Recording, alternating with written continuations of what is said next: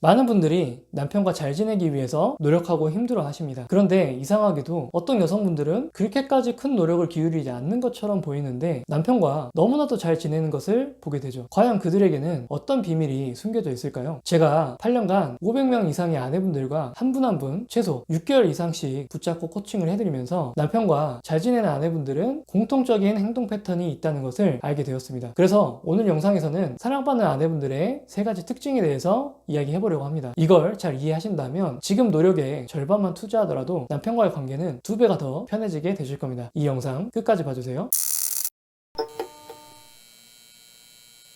쉽게 사랑받고 존중받는 아내들의 첫 번째 특징은 역설적이게도 좋은 아내가 되기를 멈추는 용기가 있다는 겁니다. 한번 생각해 볼까요? 토요일 아침에 남편이 현관에서 골프채를 만지작거리면서 해맑게 말합니다. 나 오늘 친구들이랑 라운딩 있어서 다녀올게. 애들 잘 보고 있어? 라고 말이죠. 미리 말해주지도 않아서 우리는 주말에 쉬지도 못하고 아이들과 부대낄 생각에 눈앞이 캄캄해질 겁니다. 하지만 남편의 웃고 있는 얼굴에 한마디라도 하게 되면 나쁜 아내가 되어버리고 관계가 안 좋아질까봐 억지로 미소를 지으면서 아무 말도 못하셨나요? 또 시어머니께서 뜬금없이 내 친구 며느리는 이번에 명품가만 사줬다더라 라면서 은근슬쩍 비교를 할 때 속으로는 부글부글 끓어오르지만 애써 표정 관리했던 경험이 있으신가요? 우리는 좋은 사람, 착한 며느리, 착한 아내라는 틀에 스스로를 가두곤 합니다. 갈등을 피하고 싶어서, 상대방을 실망시키지 않고 싶어서, 내키지 않는 상황인데도 그래 알겠어 라고 대답을 할 거예요. 그렇게 한 번, 2번 내 마음을 속이다 보면 남편과 시댁은 우리의 배려를 당연하게 여기기 시작합니다. 이건 마치 건물에 있는 자동문과 같습니다. 우리가 문 앞에 가기만 하면 문이 자동으로 열리잖아요. 우리는 이 문에게 항상 고마운 마음이 드나요? 그렇지 않을 겁니다. 그건 당연히 문이 해야 될 일이라고 생각하고 있을 거예요. 오히려 문이 열리지 않을 때 이거 왜 안 열려? 하고 당황해하거나 불평을 할 겁니다. 남편의 요구 앞에서 우리가 무작정 수용하는 모습만 보이게 되면 어느새 우리의 배려는 자동문처럼 당연한 것이 되고 남편이 우리라는 존재를 너무나도 하찮게 여길 수밖에 없게 됩니다. 하지만 사랑받는 아내들은 이 악순환의 고리를 끊어낼 용기가 있습니다. 그들은 자신의 마음에 귀를 기울이고 아니다 싶을 땐 정중하지만 단호하게 그리고 재치있게 노라고 이야기를 합니다. 예를 들어 아까처럼 남편이 일방적으로 급하게 골프 약속을 통보하면 우리는 이렇게 대응할 수 있을 거예요. 어머 그거 정말 좋은 계획이네. 나도 마침 내일 마사지 받고 친구랑 약속 잡아놨는데 그럼 오늘은 내가 애들 보고 난 내일 좀 프리하게 쉴게. 우리 팀워크 완전 최고다. 그치? 라고 말이죠. 아까 시어머니의 비교 공격에는 이렇게 대응해 볼 수도 있을 겁니다. 와 정말 좋으시겠어요 어머님. 그런 며느리 아무나 두는 거 아니래요. 거기 어머님 정말 대단하시다. 어머님 정말 대단한 친구분을 두셨네요. 라고 말이죠. 어떤가요? 물론 처음부터 이렇게 사이다처럼 순발력 있게 대응하지는 못할 겁니다. 연습이 필요하죠. 또한 우리가 이렇게 대응하기 시작하면 남편과 갈등이 생길 수도 있을 겁니다. 하지만 그 갈등이 두려워서 계속 예스를 외치는 것은 장기적으로 우리 스스로를 갉아먹고 남편과의 관계를 병들게 하는 일이라는 걸 꼭 기억하셔야 합니다. 사실 위와 같은 상황들 우리가 경험하고 있다면 미래에도 비슷한 상황들이 자주 발생할 확률이 높아요. 그 상황들을 앞으로의 연습 문제라고 생각하시고 어떻게 단호하고 재치있게 반응할 것인가를 천천히 연습해 가실 필요가 있습니다. 이렇게 아니오라고 말할 수 있게 되면 우리는 스스로 단호함을 보일 수 있는 사람으로 바뀔 수 있어요. 나는 너를 사랑하고 존중하지만 너의 모든 요구를 들어줄 수 있는 사람 아니야. 나에게는 나의 시간과 에너지 그리고 감정을 지킬 권리가 있어. 이런 건강한 메시지를 남편에게 보여줄 수 있게 됩니다. 이런 경계선이 명확하게 됐을 때 상대방은 비로소 나를 함부로 대할 수 없는 독립적인 인격체로 존중하기 시작할 거예요. 2번째 특징은 자신의 약점을 솔직하게 인정하고 현명하게 드러낼 줄 안다는 겁니다. 모든 것을 다 해내려는 슈퍼우먼인 것처럼 보이려고 노력하는 게 아니고요. 우리는 특히 아내와 엄마가 되면 모든 걸 완벽하게 해내야 된다는 강박에 빠질 때가 있습니다. 그런 것들을 조장하는 사회적인 시선도 사실 존재하죠. 회사 일도, 집안일도, 육아도, 남편 내조까지 모든 것들을 흠잡을 데 없이 해내고 싶어 하십니다. 그런데 이때 약한 모습을 보이게 되면 무능하게 보일까봐 남편에게 짐이 될까봐 아파도 아프다고 말하지 못하고 힘들어도 혼자 끙끙 앓는 경우가 있습니다. 남편은 처음에 이런 우리의 모습이 대견하다고 생각할지도 모릅니다. 하지만 시간이 지나면 아, 내 아내는 나 없이도 모든 걸 다 잘하는구나 라고 생각해버리게 될 거예요. 아내의 삶에서 남편이 기여할 수 있는 공간이 점점 사라지는 거죠. 남편은 더 이상 아내의 삶에 동참하는 팀원이 아니라 아내의 완벽한 성과를 지켜보는 관객 정도가 되어버립니다. 그리고 이런 관계에서는 오히려 끈끈함이 사라져버리죠. 남편은 아내 옆에서 자신의 존재 이유를 느끼지 못하기 때문입니다. 뿐입니다. 하지만 쉽게 사랑받는 아내들은 다릅니다. 그들은 자신의 약점을 잘 알고 잘 드러냅니다. 때로는 비난받을 수도 있을 것이고 부끄러울 수도 있을 거예요. 다만 모든 사람이 강점만 존재하지 않는다는 걸 알고 있는 거죠. 그래서 힘들고 어려운 일이 있으면 남편에게 그냥 도와달라고 합니다. 예를 들어 볼까요? 만약 가족여행 예약을 하는데 날짜를 실수해서 잘못 예약을 한 겁니다. 그런데 많은 분들이 이런 것들이 들키면 남편에게 혼날까봐 혹은 무능한 사람으로 보일까봐 감추고 싶어 하실 거예요. 하지만 현명한 아내라면 자신의 실수를 솔직하게 인정하고 비난을 한다면 어쩔 수 없지 라고 생각을 할 겁니다. 그리고 남편에게 당당하게 도와달라고 이야기할 거예요. 여보, 나 큰일 났어. 나 너무 성급하게 예약했나봐. 여행 날짜를 잘못 눌러가지고 이게 취소도 안 된대. 정말 속상하긴 한데 어떻게 하면 좋을지 방법이 있을까? 당신 이럴 때 완전 문제 해결사잖아. 이렇게 자신의 실수를 감추지 않고 오히려 남편의 도움을 이끌어내는 모습은 남편에게 난 당신을 신뢰하고 당신은 이 문제를 해결할 능력이 있다. 이런 강력한 믿음을 전달하게 됩니다. 남편은 비난 대신 해결책을 고민하게 되고 두 사람은 함께 문제를 헤쳐나가는 진짜 팀이 될 수도 있을 거예요. 이렇게 현명하게 나의 약한 부분, 부족한 부분을 드러낼 수 있다는 건 놀라운 힘을 발휘합니다. 남성에게는 기본적으로 자신의 사람에게 문제를 해결해주고 싶어하는 영웅심리 혹은 보호 본능이 있거든요. 아내가 자신의 약함을 드러내고 도움을 요청할 때 남편은 이런 심리가 발동하게 됩니다. 내가 이 사람을 위해 무언가 해줄 수 있구나. 나는 이 사람에게 필요한 존재구나. 이런 강한 효능감을 느끼게 만들어줍니다. 남편은 스스로의 가치를 확인하고 아내와의 유대감을 더욱 깊게 형성하게 될 거예요. 하지만 이미 지금까지 우리는 남편에게 약한 모습을 보였다가 비난받고 상처받은 전력이 많이 있을 겁니다. 그래서 많이 두려우실 거예요. 하지만 이 또한 아주 자연스러운 두려움입니다. 우리가 연습해서 극복해야 될 부분인 거죠. 여기서 중요한 건 무능한 의존과 현명한 요청을 구분하는 겁니다. 자신감 없이 모든 일을 남편에게 떠넘기며 의존하는 것은 무시를 당할 수도 있을 겁니다. 하지만 내가 할 수 있는 일은 주체적으로 진행을 하면서 자신감과 당당함이 있는 경우는 다릅니다. 이때 정말 도움이 필요한 부분을 구체적으로 요청해서 남편을 끌어들이는 것은 현명한 요청이 될 수 있죠. 나 아무것도 못하겠어. 당신이 해줘. 이게 아니라 내가 여기까지는 잘 하는데 이 부분은 당신의 도움이 꼭 필요할 것 같아 라는 메시지를 전달하는 것이 중요한 포인트인 거죠. 이건 내가 무능하다는 것을 증명하는 것이 아니라 상대를 내 삶의 중요한 파트너로 인정하고 신뢰하고 있다는 것을 보여주게 됩니다. 사랑받는 아내의 마지막 세 번째 특징은 남편과의 갈등 상황에서 감정의 소용돌이에 함께 휘말리지 않는다는 겁니다. 부부싸움의 패턴은 대부분 비슷합니다. 한쪽이 서운함을 토로하고요. 다른 한쪽은 변명하거나 맞받아치죠. 목소리가 점점 커지고 결국 서로에게 남는 건 깊은 상처뿐입니다. 세계적인 심리학자인 데니얼 골먼은 이 현상을 편도체 납치 현상이라고 이야기를 합니다. 이게 무슨 말이냐면 평소에 인간의 뇌는 상황을 이성적으로 판단하는 전두엽이라는 것이 활성화가 되어 있다고 합니다. 이 전두엽은 우리가 순간적인 감정에 휩쓸리지 않고 한 걸음 물러서서 상황을 객관적으로 보게 만들어준다고 해요. 그래서 이 전두엽이 활성화된 상태에서는 우리가 가장 현명한 해결책을 찾는다고 이야기를 합니다. 또 편도체라는 곳이 뇌에 존재하는데요. 이 편도체는 우리의 순간적인 위협을 감지하게 됩니다. 예를 들어 길을 걷는데 갑자기 차가 우리 쪽으로 돌진하는 거예요. 이런 위급한 상황이면 우리의 편도체는 즉시 활성화가 됩니다. 우리 몸이 정말로 빨리 반응하게 만들어주는 거죠. 그래서 큰 위험에서 벗어나도록 도와주게 됩니다. 평소에는 전두엽이 뇌 전체를 통제하지만 우리가 남편의 비난이나 공격적인 말을 들을 때에는 편도체가 반응하기 시작한다고 합니다. 남편이 우리를 잡아먹는 것도 아닌데 우리 뇌에서는 남편이 나의 생존을 위협하고 있다 라고 판단하게 되는 거죠. 예를 들자면 우리가 물에 빠져서 막 허우적대고 있는데 수능 문제를 풀 수 있을까요? 절대로 그렇지 않을 겁니다. 마찬가지로 이렇게 남편과의 갈등 상황에서 우리의 편도체가 활성화되어 버리면 이성이 마비되어 버립니다. 바로 이 상태를 편도체 납치 현상이라고 이야기를 한 거죠. 부부싸움을 할 때 갑자기 심장이 뛰고 머리가 하얘지는 경험 다들 해보셨을 겁니다. 바로 우리의 뇌가 이 편도체 납치를 당했다라는 강력한 증거가 되는 겁니다. 데니얼 골먼은 이런 편도체 납치 순간이 오게 되면 우리는 현실을 오판하고 엉뚱한 행동을 하게 되고 나중에 후회할 말을 내뱉게 된다고 합니다. 남편도 이런 상태이고 우리도 이런 상태라면 문제 해결을 위한 대화가 가능할까요? 전혀 그렇지 않을 겁니다. 그리고 더 중요한 사실이 있습니다. 우리가 남편의 감정적인 공격에 똑같이 감정적으로 반응하는 것은 당신이 나를 흔드는 방식이 나에게 아주 잘 통하고 있어 라는 신호를 보내는 것 같습니다. 결국 우리는 남편이 만들어 놓은 감정 싸움이라는 프레임 안으로 우리가 스스로 걸어 들어가서 남편이 원하는 대로 끌려다니게 되는 셈인 거죠. 하지만 사랑받는 아내들은 이 사실을 너무나 잘 알고 있습니다. 그래서 그들은 남편이 감정적으로 변할 때 절대로 똑같이 맞서지 않습니다. 오히려 한 발짝 뒤로 물러나서 남편의 프레임에 말려들지 않고 여유로움을 보여주죠. 예를 들어 남편이 사소한 일로 언성을 높이고 우리를 비난하기 시작하는 겁니다. 이때 대부분의 아내분들은 당신은 맨날 그런 식이야 라면서 바로 맞서 싸우실 거예요. 하지만 우리가 좀 더 지혜롭다면 이렇게 말하고 자리를 뜰 겁니다. 당신 화가 좀 난 것 같아. 그런데 지금은 감정이 격해져서 대화가 안 될 거니까 조금 있다가 다시 이야기하자. 이렇게 여유롭게 말하고 조용히 자리를 피할 겁니다. 물론 이렇게 생각하실 수도 있을 겁니다. 어떻게 매번 그렇게 참고만 살아요? 라고 말이죠. 그런데 이건 대화를 무작정 피하는 회피가 아닙니다. 최악의 상황을 막기 위한 전략적 멈춤인 거죠. 상대방은 사실 이성을 잃은 상태입니다. 어쩌면 동물과 다를 바가 없는 상태일 수도 있는 거죠. 강아지가 우리 보고 짖는다고 해서 우리도 똑같이 짖지는 않잖아요. 그러니 굳이 싸움이 휘말리지 않기 위해서 멈추는 것일 뿐입니다. 그리고 우리의 여유 있는 태도는 나는 너처럼 감정적이지 않고 이성적이야. 너보다 내가 한 수 위야. 라는 것을 충분히 보여줄 수 있게 됩니다. 이러한 우리의 평온한 태도는 남편을 당황하게 만들어요. 혼자서만 막 열을 내다 보면 스스로 김이 빠져버립니다. 그 뒤에는 자신의 행동을 객관적으로 돌아볼 수 있는 시간도 운이 좋다면 갖게 될 거예요. 내가 너무 심했나? 라는 생각을 할 수도 있다는 거죠. 그리고 결국 이성적인 대화가 가능한 상태가 되었을 때 우리는 자신이 하고 싶었던 이야기를 그때야 비로소 훨씬 더 효과적으로 전달할 수 있습니다. 그리고 남편은 점점 이렇게 속으로 생각하게 될 거예요. 아, 이 사람과는 감정적으로 싸워서는 절대 이길 수가 없구나. 차분하게 대화를 해야 되는구나. 라고 말이죠. 자, 오늘 우리는 어떻게 하면 그렇게 열심히 노력하지 않고도 남편에게 사랑받고 존중받을 수 있는지를 알아봤습니다. 그리고 그 세 가지 방식은 사실 한 가지 주제로 요약이 됩니다. 바로 시선의 방향을 남편에게서 나로 돌리는 거죠. 즉, 나를 위한 투자를 시작해야 된다는 겁니다. 더 이상 남편의 요구에 내 시간을 소진하는 대신 아니요라는 이야기를 해서 나를 지켜야 된다는 거죠. 또 완벽하게 해야 된다는 강박에 시달리는 대신 도움을 청하면서 남편과 연결될 기회를 얻어야 된다는 겁니다. 그리고 무의미한 남편과의 감정 싸움에 에너지를 낭비하는 대신 그 힘을 오로지 내가 한 수 위라는 것을 보여주는데 사용해야 한다는 것이죠. 물론 이 모든 것을 당장 내일부터 완벽하게 해내기는 어려울 겁니다. 그동안 우리가 살아왔던 방식이라는 게 있는 거니까요. 그러니 아주 작은 것부터 딱 하나만이라도 시도해보시면 좋을 것 같아요. 점점 남편에게서 존중받고 사랑받고 있는 우리 자신을 발견하게 되실 겁니다.